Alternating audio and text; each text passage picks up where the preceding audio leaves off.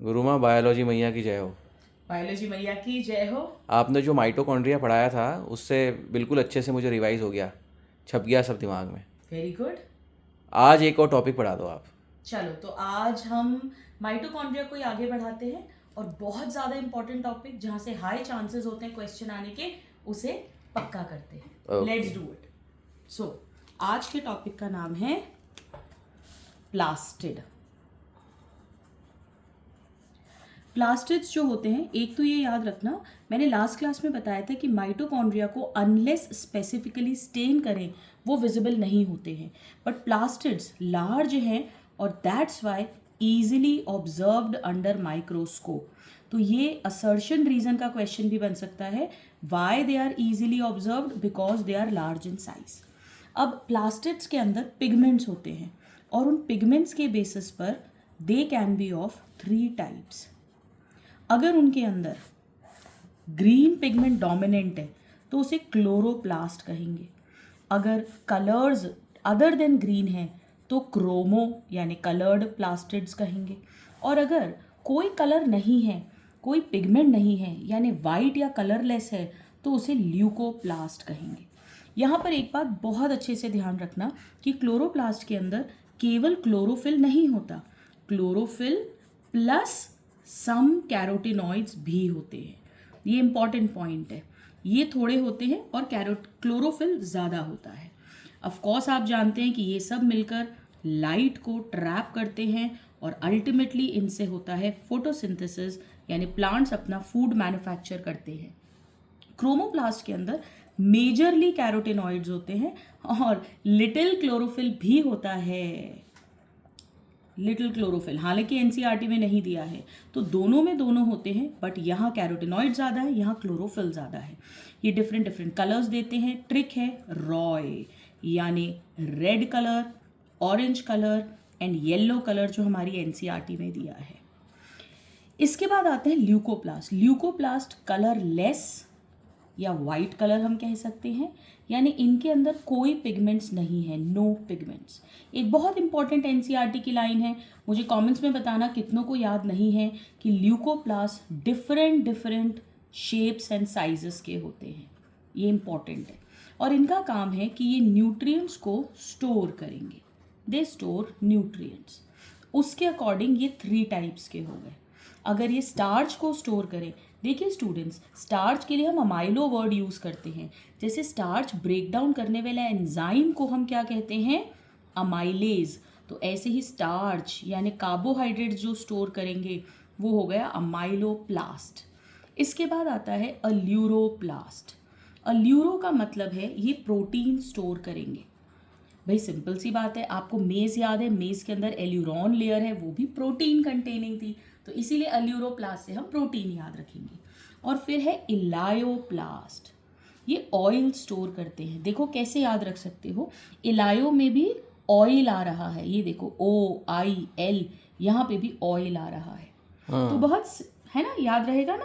बिल्कुल। तो बहुत सिंपल सी बात है कि अगर ग्रीन कलर के हैं तो क्लोरोप्लास्ट, कलर्ड है अदर देन ग्रीन तो क्रोमोप्लास्ट, और अगर कलरलेस है तो वाइट, और वाइट को कहते हैं ल्यूको यानी leucoplast. They will store nutrients. ये 3 टाइप्स के हो गए, 3A, 3B एंड 3C। यानी अगर आप आलू में देखोगे जहाँ स्टार्च ज़्यादा है, राइस, वीट, जहाँ स्टार्च ज़्यादा है तो उनमें amyloplast will be more in number. अगर आप मेज़ में देखेंगे, ग्राउंडनट, मूंगफली में देखेंगे, सोयाबीन, तो वहाँ पे अल्यूरोप्लास्ट सेल में ज़्यादा हैं। और अगर आप सनफ्लावर, कैस्टर, इनमें देखेंगे जहाँ ऑयल ज़्यादा है तो वहाँ इलायोप्लास्ट ज़्यादा है। चलो अब हम स्टोरी को आगे बढ़ाते हैं और हम पर्टिकुलरली बात करेंगे क्लोरोप्लास्ट की। नाउ वेरी वेरी इंपॉर्टेंट, क्योंकि यहीं से फोटोसिंथेसिस का बेसिस बनेगा। बिल्कुल माइटोकॉन्ड्रिया की तरह इसमें भी डबल मेम्ब्रेन होगी। क्लोरोप्लास्ट का साइज बहुत इंपॉर्टेंट है, देखो कैसे याद करोगे, 2 to 4, 5 to 10, 2 का डबल 4, 5 का डबल 10, 2 से 4, 5 से 10। मैं हमेशा कहती हूँ कि कोई भी नंबर डेटा अगर है तो उसे अपनी मदर टंग मातृभाषा में पढ़ो। जैसे मैं हिंदी यूज़ करती हूँ तो 2 से 4, 5 से 10, माइक्रोन माइक्रोन, ये हो गई लंबाई, लेंथ, ये हो गई विड्थ।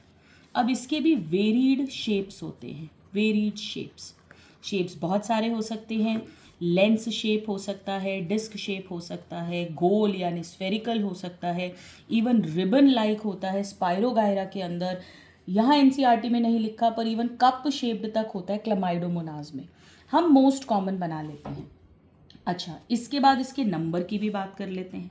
तो स्टूडेंट्स, क्लमाइडोमोनाज आप सबको याद होगा, एक ग्रीन एल्गी है, यूनिसेल्यूलर है, कप शेप्ड का एक सिंगल क्लोरोप्लास्ट होता है और एक न्यूक्लियस होता है। यानी क्लमाइडोमोनाज के अंदर 1 क्लोरोप्लास्ट है पर क्लमाइडोमोनाज, यानी 1 क्लमाइडोमोनाज के अंदर 1 क्लोरोप्लास्ट है। लेकिन अगर आप लीफ को याद करो, एनाटमी को याद करो, वहाँ पर लीफ के अंदर जो मीजोफिल सेल्स हैं, एक एक सेल के अंदर 20 से 40 क्लोरोप्लास्ट हो सकते हैं पर mesophyll cell of leaves in green plants. तो एक एक सेल के अंदर 20 से 40 हो सकते हैं और एक सेल के अंदर 1 भी हो सकता है। तो ये क्लोरोप्लास्ट का साइज, शेप और नंबर की बात हो गई। अब हम आते हैं क्लोरोप्लास्ट के स्ट्रक्चर। चलिए मैं आपको यहाँ अच्छे से बताती हूँ। माइटोकॉन्ड्रिया की तरह इसमें भी डबल मेम्ब्रेन होगी, बट माइटोकॉन्ड्रिया की तरह यहाँ पर क्रिस्टी नहीं है, इनफोल्डिंग नहीं है इनर मेम्ब्रेन की। तो ये हो गई आउटर मेम्ब्रेन और ये हो गई इनर मेम्ब्रेन। अगेन आउटर और इनर के कारण 2 कंपार्टमेंट्स बन गए माइटोकॉन्ड्रिया की तरह। ये है इंटर मेम्ब्रेन स्पेस या पेरीप्लास्टिडियल स्पेस। हमने इसे माइटोकॉन्ड्रिया में इंटर मेम्ब्रेन स्पेस या पेरीमाइटोकॉन्ड्रियल स्पेस कहा था। और ये जो सारी स्पेस है, इसे हमने माइटोकॉन्ड्रिया में मैट्रिक्स कहा था। एम से माइटोकॉन्ड्रिया, एम से मैट्रिक्स, यहाँ इसे स्ट्रोमा कहते हैं। माइटोकॉन्ड्रिया के अंदर भी आउटर मेम्ब्रेन मोर परमिएबल थी, इनर मेम्ब्रेन लेस परमिएबल थी बिकॉज ऑफ पोरिन प्रोटीन। वो फंडामेंटल यहाँ भी अप्लाई होगा। क्या मैं ये कह सकती हूँ, बताओ मुझे, कि अगर ये स्ट्रोमा है तो क्या मैं ये बोल सकती हूँ ये एक स्पेस है जिसकी बाउंड्री इनर मेम्ब्रेन है? बोल सकती हूँ मैं? बिल्कुल। तो stroma is a space enclosed bye inner membrane, not outer membrane, inner membrane. क्या क्या मिलेगा स्ट्रोमा में? बिल्कुल मैट्रिक्स की तरह यहाँ पर भी एक डबल स्ट्रैंडेड सर्कुलर डीएनए जैसा बैक्टीरिया में होता है, माइटोकॉन्ड्रिया में होता है। ऑफ कोर्स छोटा होगा कंपैरेटिवली ना। आरएनए भी मिलेंगे और राइबोसोम्स भी मिलेंगे। तो ये सब कुछ बिल्कुल माइटोकॉन्ड्रिया की तरह, बैक्टीरिया की तरह, यानी 70S होगा। अब स्टूडेंट्स ध्यान से सुनो, यहाँ क्या होता है, ये जो मेम्ब्रेन्स होती हैं ये ब्रेक होकर एक स्ट्रक्चर बनाती हैं। ये थैले जैसा है, याद रखो, थैले जैसा थाइलाकॉइड, थैले जैसा थाइलाकॉइड। ये कैसा है, गौर से देखो, ये फ्लैट है, मेम्ब्रेन का बना है यानी मेम्ब्रेनस है, और थैले जैसा है यानी सैक लाइक है। इसे हम थाइलाकॉइड बोलते हैं। इसमें ये जो मेम्ब्रेन वाला पार्ट है ना, ये यहाँ पर पिगमेंट्स होते हैं। तो इसके मेम्ब्रेन वाले पार्ट में फोटोसिंथेटिक पिगमेंट्स यानी क्लोरोफिल, कैरोटेनॉइड्स, वो सब होगा। यानी इसी पार्ट के अंदर लाइट रिएक्शन होगी। आप फोटोसिंथेसिस में पढ़ोगे, ये पिगमेंट्स लाइट को एब्जॉर्ब करेंगे, वाटर का फोटोलिसिस करेंगे, एटीपी यानी DPH2 बनाएंगे, हम सब रीड करेंगे। और इसका ये सेंटर पार्ट देखो, ये सेंटर पार्ट थाइलाकॉइड के अंदर का सेंटर पार्ट, इसे बोलते हैं ल्यूमन। क्या मैं ये बोल सकती हूँ कि lumen is a space enclosed in a thylakoid? Thylakoid की एक मेम्ब्रेन है और थाइलाकॉइड के अंदर की स्पेस है ल्यूमन। यहीं पर प्रोटॉन्स इकट्ठे होंगे, फोटोसिंथेसिस में पढ़ोगे जब वाटर की स्प्लिटिंग होगी। अब ये थाइलाकॉइड्स अकेले नहीं रहते हैं, जैसे हम एक के ऊपर एक कॉइन्स बना देते हैं, यानी pile of coins, stack of coins, इस तरीके से रहते हैं। तो इस पूरे स्ट्रक्चर को हम ग्रैनम कहते हैं। इसका प्लूरल हो जाएगा ग्रैना, यानी ग्रैना क्या है, it is a pile of thylakoids. तो आप ये भी कह सकते हो कि थाइलाकॉइड की मेम्ब्रेन में पिगमेंट्स हैं, या कह लो ग्रैना की मेम्ब्रेन में पिगमेंट्स हैं, एक ही बात है। अब इन्हें कनेक्ट करते हुए भी कुछ स्ट्रक्चर्स हैं, ये कहलाते हैं स्ट्रोमल लैमेली। ये सब कुछ स्ट्रोमा के ही अंदर है, स्ट्रोमल लैमेली। आप गौर से देखो, इसमें भी मेम्ब्रेन है, ये भी फ्लैट है। तो बहुत ध्यान से देखो, एनसीईआरटी टिप्स पे करवा रही हूँ, ये भी फ्लैट है, ये भी फ्लैट है, ये भी मेम्ब्रेन लाइक है, ये भी मेम्ब्रेनस है, पर ये थैले जैसा है और ये ट्यूब जैसा है, टिब्यूलर है, टिब्यूल्स है। ये डिफरेंस हो गया। इसमें भी वही पिगमेंट्स होंगे, इसमें भी लाइट रिएक्शन होगी। नाउ तो जो लाइट रिएक्शन है वो स्ट्रोमल लैमेले और थाइलाकॉइड या ग्राना में होगी, और ये जो स्ट्रोमा है यहाँ पर होंगे enzymes for synthesis of carbohydrates and proteins. Students please ध्यान से नोट करो, प्रोटीन्स इसीलिए कह रहे हैं क्योंकि यहाँ डीएनए है, डीएनए से आरएनए बनेगा, आरएनए से प्रोटीन बनेंगे जिसके लिए यहाँ राइबोसोम है।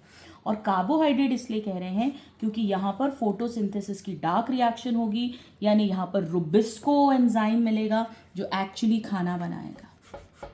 और ये भी सेमी ऑटोनॉमस होंगे, बिल्कुल माइटोकॉन्ड्रिया की तरह। तो मेरे प्यारे नादान परिंदों, Yes. क्या बिल्कुल अच्छे से प्लास्टिड्स और क्लोरोप्लास्ट टिप्स पर हो गया है? बिल्कुल हो गया है। ऑल राइट, बायोलॉजी मैया की जय हो। जय हो।